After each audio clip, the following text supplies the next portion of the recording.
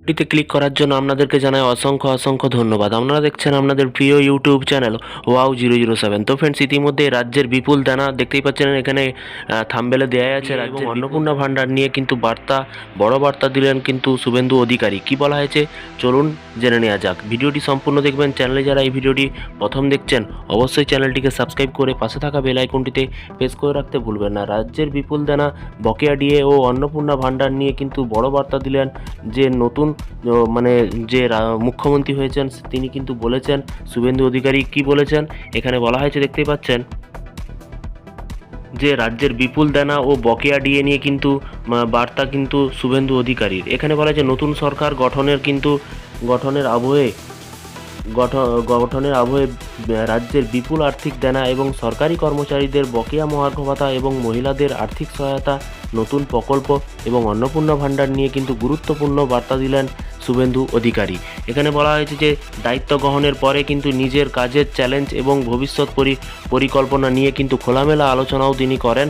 এবং আলোচনা করলেও তিনি বলেন যে উপদেষ্টা এই নতুন দায়িত্ব কতটা কঠিন সেই প্রসঙ্গে তিনি জানান যে এই কাজ অত্যন্ত গুরুত্বপূর্ণ এবং একটি বিরাট দায়িত্ব। এই গুরু দায়িত্ব তার কাঁধে কিন্তু তুলে দেওয়ার জন্য মাননীয় মুখ্যমন্ত্রীকে কিন্তু ধন্যবাদ কিন্তু জ্ঞাপন করেছে।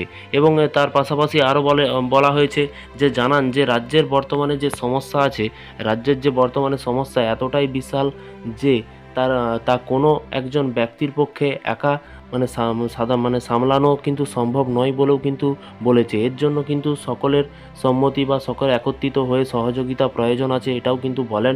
এবং রাজ্যের যে দেনা দেখতেই পাচ্ছেন 8 লক্ষ কোটি টাকার পাহাড় প্রমাণ কিন্তু দেনা এই রাজ্যের, আমাদের ওয়েস্ট বেঙ্গলের। মাননীয় মুখ্যমন্ত্রী কি করে গেছে সেটা আপনারা কিন্তু সকলেই বুঝতে পারছেন। সবচেয়ে বড় চিন্তার কারণ হিসেবে তিনি রাজ্যের বিপুল ঋণের বোঝা বা দেনার কথা কিন্তু তুলে ধরেন। তিনি জানান যে বর্তমানে রাজ্যের ঘাড়ে যে প্রায় 8 লক্ষ কোটি টাকার কাছাকাছি যে দেনা রয়েছে, এই বিশাল পরিমাণ দেনা কিভাবে মেটানো সম্ভব এবং অর্থনৈতিক স্থিতিশীলতা কিভাবে ফিরিয়ে আনা হয় বা ফিরিয়ে আনা যায় সেটাই কিন্তু এখন সরকারের সামনে অত্যন্ত বড় পরীক্ষা বলে কিন্তু মনে করছে। এবং এর পাশাপাশি অন্নপূর্ণা ভাণ্ডার বাস্তবায়নের চ্যালেঞ্জ, এই পাহাড় প্রমাণ দেনার পাশাপাশি রাজ্য সরকারের সামনে কিন্তু রয়েছে একাধিক বড় আর্থিক দায়বদ্ধতা। এর মধ্যে অন্যতম হলো কিন্তু সরকারি কর্মচারীদের দীর্ঘদিন ধরে যে আটকে থাকা বকেয়া ডিএ মেটানো এবং রাজ্যের মহিলাদের জন্য প্রতিশ্রুতি অন্নপূর্ণা ভাণ্ডার প্রকল্পের মাধ্যমে যে 3,000 টাকা করে দেওয়ার কথা বলা হয়েছিল এবং আর্থিক সাহায্য পৌঁছে দেওয়া।